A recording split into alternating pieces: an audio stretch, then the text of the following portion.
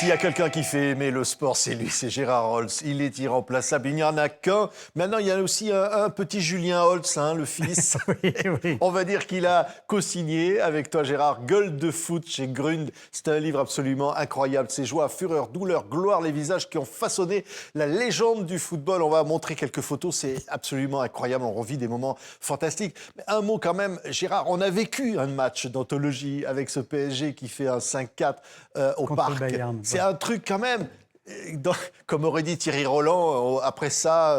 Oui.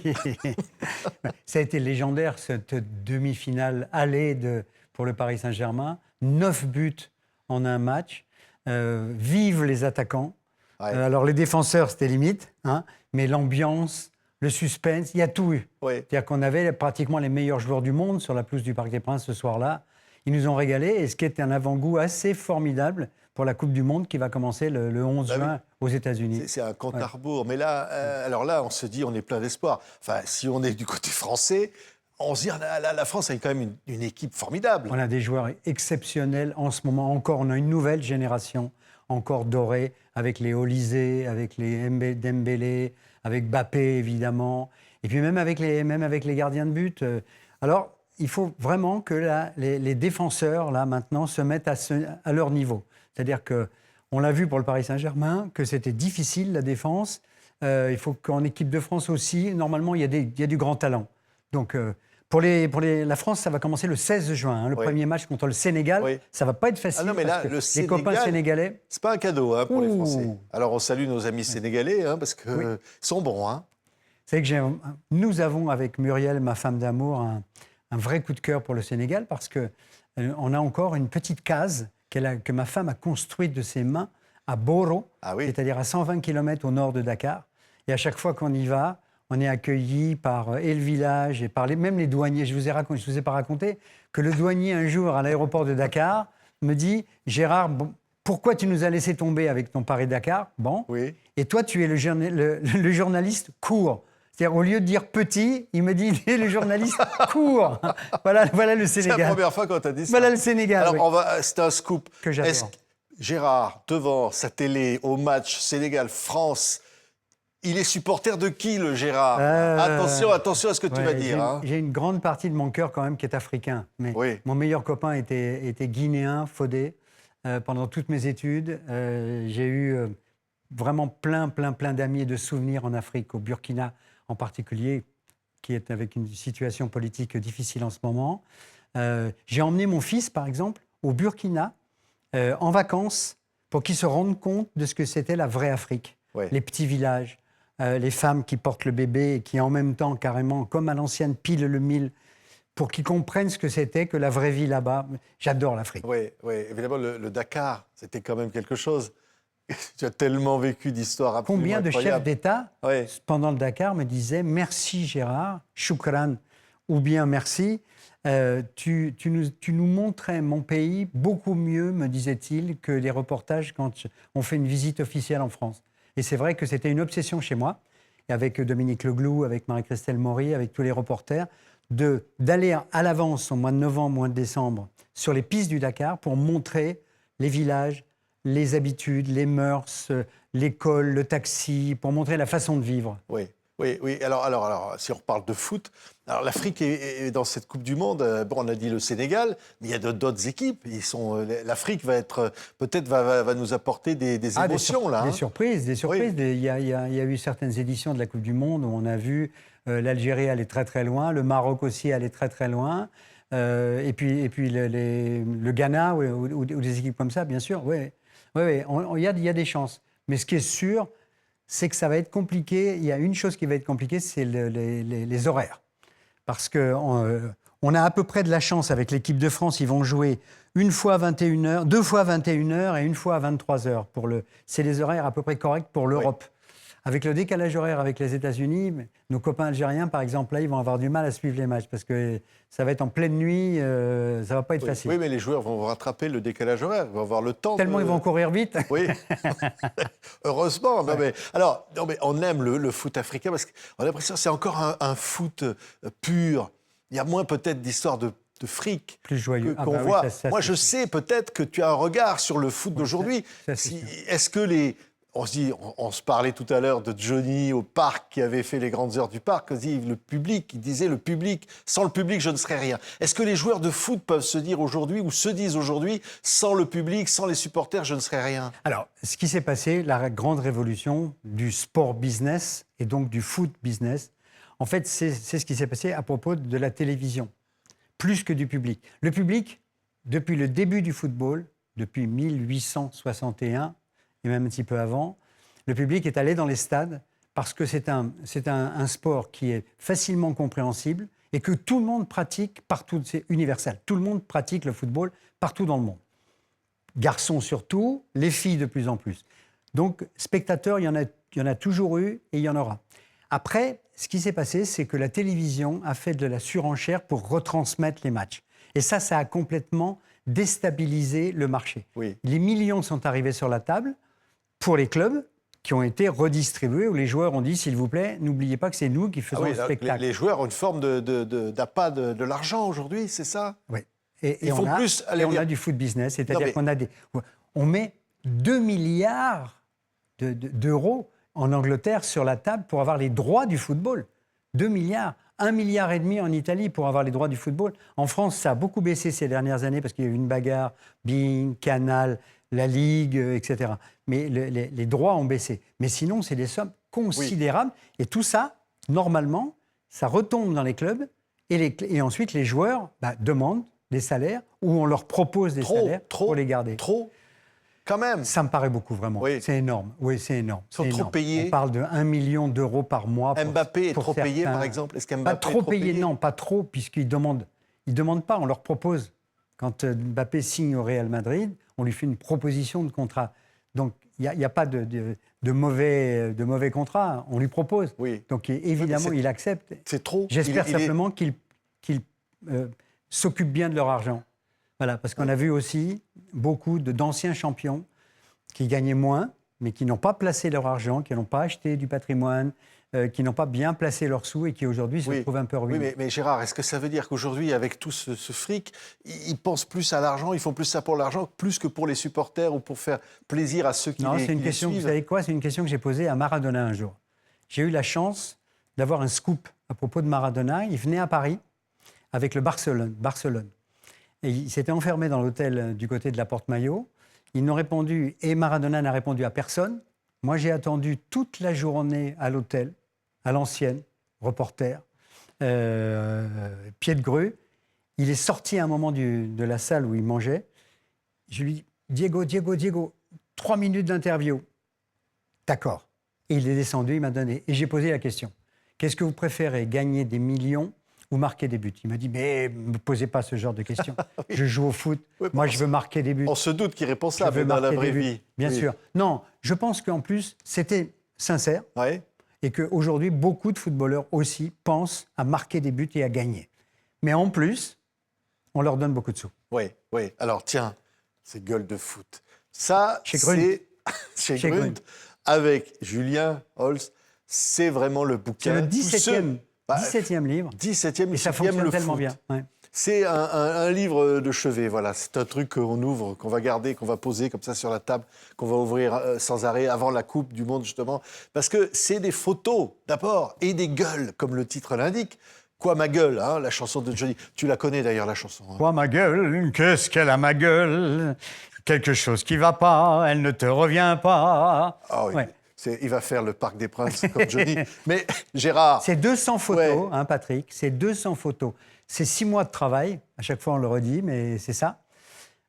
11 chapitres avec les beaux mecs, les années, les années de bonheur, les rictus de bonheur, les blessures, les coups de gueule, les gueules cassées avec les bon, c'est 11 grands chapitres, c'est pas du tout chronologique, et à chaque fois, c'est parmi les plus belles photos du monde du football que nous avons choisies pendant... Les gueules cassées, les gueules de souffrance, les gueules des mauvais jours, les gueules de vainqueurs, les drôles de gueules, les face-à-face. Il y a des photos, ils sont comme ça, il y a des trucs, c'est violent hein, avec quand même. Hein. Des gros caractères comme Oliver Kahn, le gardien allemand, avec Zlatan Ibrahimovic, avec Gattuso. qui s'est fait virer parce qu'il était entraîneur de l'équipe d'Italie. Là, voilà la photo d'Oliver Kahn. On peut la voir, regardez, vache enragée. Voilà, on voit ça, regardez.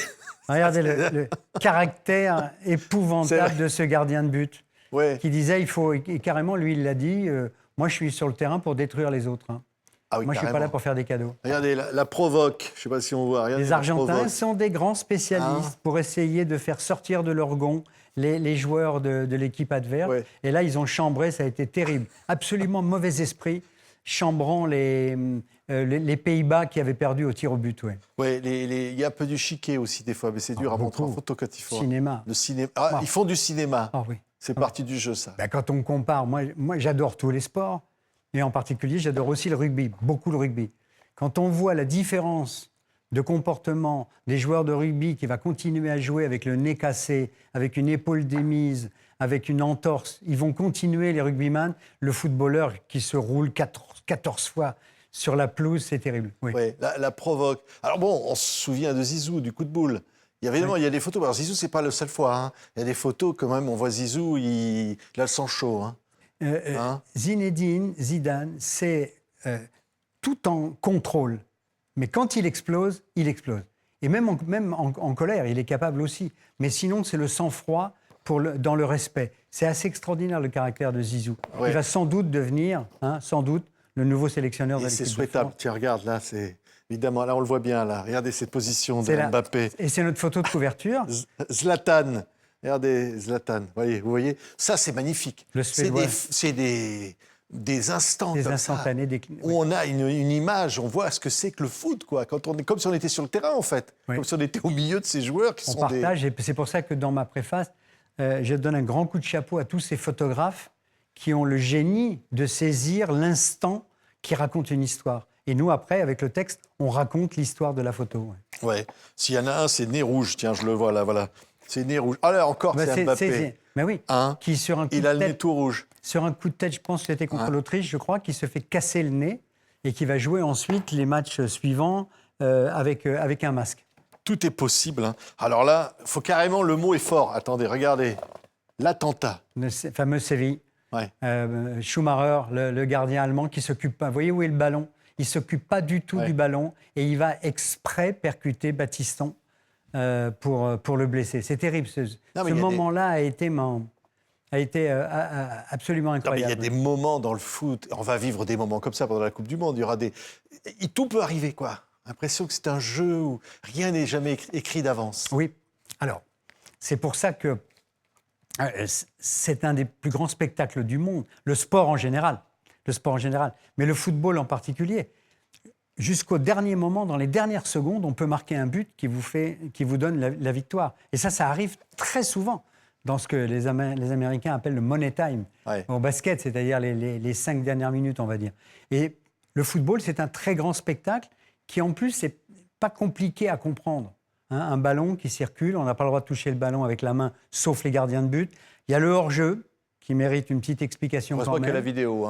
Voilà, maintenant il y a la vidéo qui permet de mieux juger. Mais c'est l'un des plus grands spectacles de sport, c'est vrai. Et donc, avec des centaines de milliers de supporters et des milliards de spectateurs qui vont suivre la Coupe du Monde. Alors, dans le bouquin, il y a même des arbitres, parce que parfois, il y a des erreurs d'arbitrage. Il y a des stars d'arbitrage. Il y a une histoire, oui, alors, bien sûr. Selon les tempéraments. Mais il y a l'histoire extraordinaire de la création des cartons. On l'explique dans le livre. Aujourd'hui, carton jaune, donc, et carton rouge. Okay, c'est un arbitre qui s'appelle Ken Aston. En 1962, il y a eu un match tellement violent qu'il voulait expulser un des joueurs, en disant « il y en a marre, vous allez casser la jambe de l'autre, vous êtes dehors ». Il n'a pas voulu sortir. Donc il a été obligé d'appeler la police pour faire sortir le joueur. Et il a dit « ça ne peut pas continuer comme ça ». Il est rentré chez lui.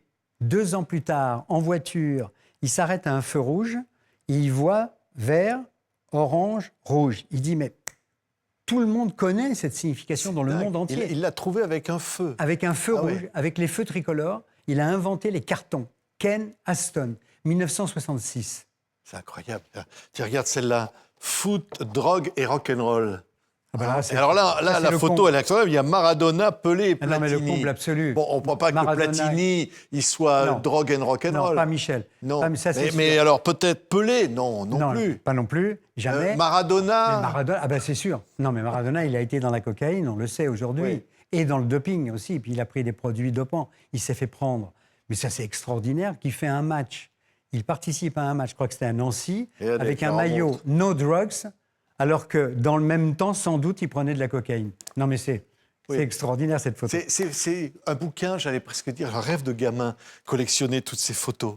Parce que c'est des cadeau photos, idéal chaque photo est... Cadeau idéal pour la fête des pères, Ouais. comme d'habitude, hein, parce que tous les ans, à peu près, on le sort au même moment. Et même pour la fête des mères, à la Ah oui. limite, parce que... Il y a même 2 joueuses à l'intérieur. Il y a Oui. 2 joueuses de foot. Oui. Alors, on m'a posé la question déjà, pourquoi il n'y en avait pas plus? Mais c'est très simple, en fait.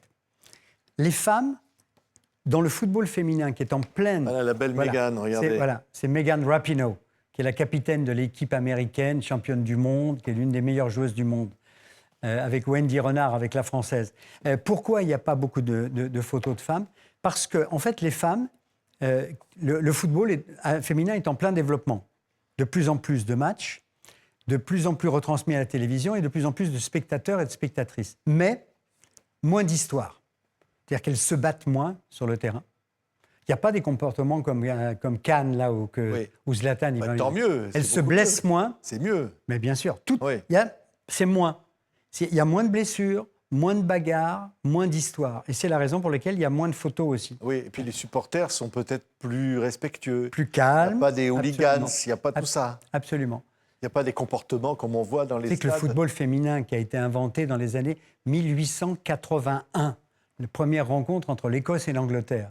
Bon, ils ont joué, il y avait 10 000 spectateurs, mais certains spectateurs sont entrés sur le gazon en disant c'est un scandale, les femmes ne peuvent pas se mettre en culotte pour jouer au football. Il faut qu'elles jouent en jupe. Ça n'a pas été possible et le football après féminin s'est arrêté pendant presque 30 ou 40 ans. Ouais. Oui. Et alors, il fallait trouver un titre pour qualifier Zizou, Zidane. Le voilà. Danseur étoile. Mais ce Il fallait y ma- penser. cette C'est un reprise- danseur étoile, Zidane. C'est une étoile et, Oui. et il avait une façon de jouer avec le ballon. Tous ceux qui ont pratiqué l'entraînement avec lui disent qu'il avait un toucher de balle unique au monde, comme un danseur. Et là, la fameuse reprise de volée contre le Bayer Leverkusen en finale avec le Real de Madrid, ça c'est une anthologie. Il fouette le ballon comme ça et elle va directement dans la Ouais. lucarne. Ouais, je voulais quand même montrer lui parce que, quand même, notre Patoche, hein, notre Platini. Alors, c'est l'amour, je sais pas, c'est l'amour du maillot. Il s'embrasse le maillot quand ça marque.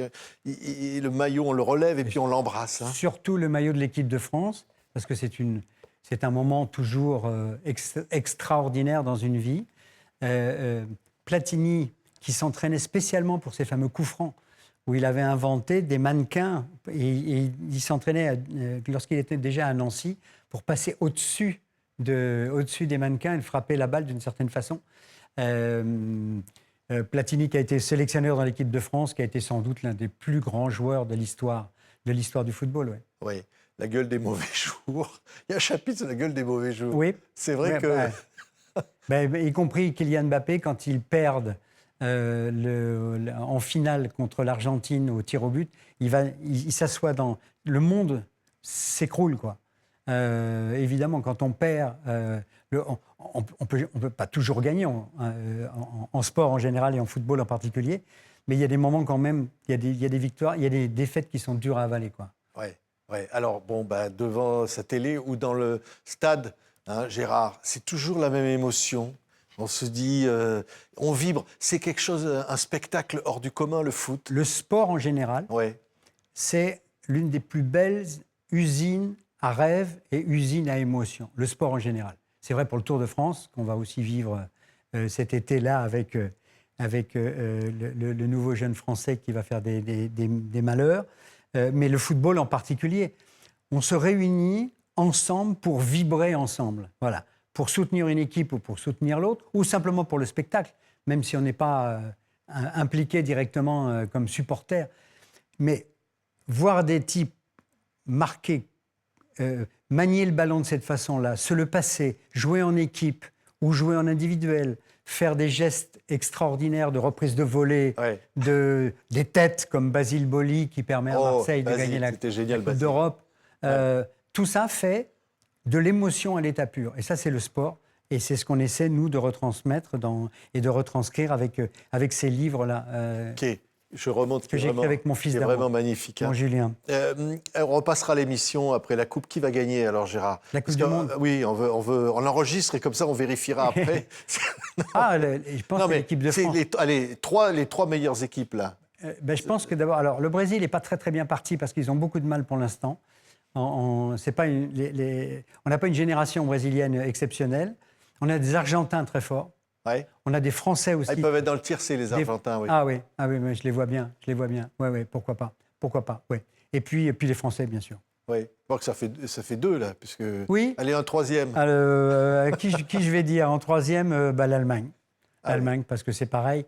Ils ont une nouvelle génération, ils ont des jeunes, et ça commence à tourner très très bien. On peut se retrouver à une finale France-Allemagne, ou France-Argentine. Ah oui, ça a pas mal de. Ça oui, a de la gueule, hein, ça. Voilà. Oh là là. France-Argentine, ça serait une belle revanche, oui. Ah oui, on va suivre tout ça. Gérard et Julien Holtz, gueule de foot, les joies, la fureur, la douleur, la gloire, les visages On a repris qui le ont slogan. façonné la légende du foot. Le slogan de Paris Match, c'est-à-dire le poids des mots, le choc des photos. C'est Il y vrai. a des photos exceptionnelles dans ce bouquin. Regardez, j'en prends une. Au hasard. Allez, on en prend une. Regardez, on va faire le jeu, on va en prendre une au hasard. Non, allez, je monte celle-là. Regardez. L'année du PSG. Bah oui. Donc en 2025, 6 titres et ils sont enfin champions d'Europe, largement mérités, parce qu'ils font un football, en particulier même cette année, ils font un football exceptionnel. Merci Gérard. C'est le bouquin de toutes les émotions, là. Hein, le compagnon indispensable. Vous allez voir ce livre-là, c'est du Gérard tout cru et c'est gueules de foot inoubliables chez Grunt. Merci Gérard. Plaisir Patrick, À très vite. merci beaucoup.